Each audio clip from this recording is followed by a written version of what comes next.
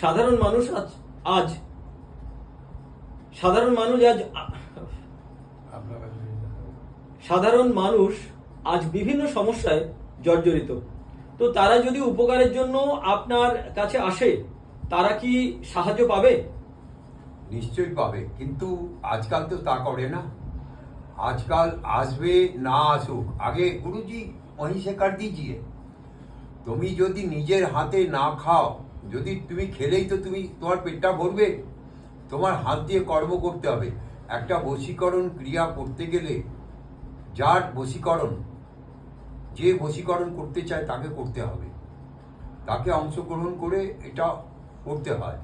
না হলে সে যাকে বশীকরণ করতে যাচ্ছে সে আমার বশে হয়ে যাবে, বা যে পণ্ডিত দিয়ে করার বা ব্রাহ্মণ দিয়ে করানো হবে তার বশে হয়ে যাবে।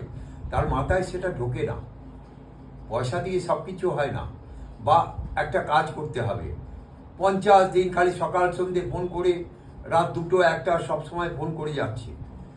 একবার তুমি বলো, একবার বলে আমি শুনে নিয়েছি, তুমি আসো কাজ হয়ে যাবে, বা সময় ডেট নাও, নিয়ে এসো কাজ করো। কিন্তু তুমি কি সারা তোমার বাবার চাকর? আমি যখন ইচ্ছা ফোন করবে, রাত্রেবেলা ঘুমোতে দেবে না, দিনে ঘুমোতে দেবে না, একটু রেস্ট নিতে দেবে না, রান্না করতে দেবে না, তার মানে যাদের বাথরুমে যেতে দেবে না, স্নান করতে দেবে না, বাজারে যেতে দেবে না, একটু ধ্যানে বসবো সেখানেও ফোন। তো কি তাদেরকে আশীর্বাদ পাবে না অভিশাপ পাবে?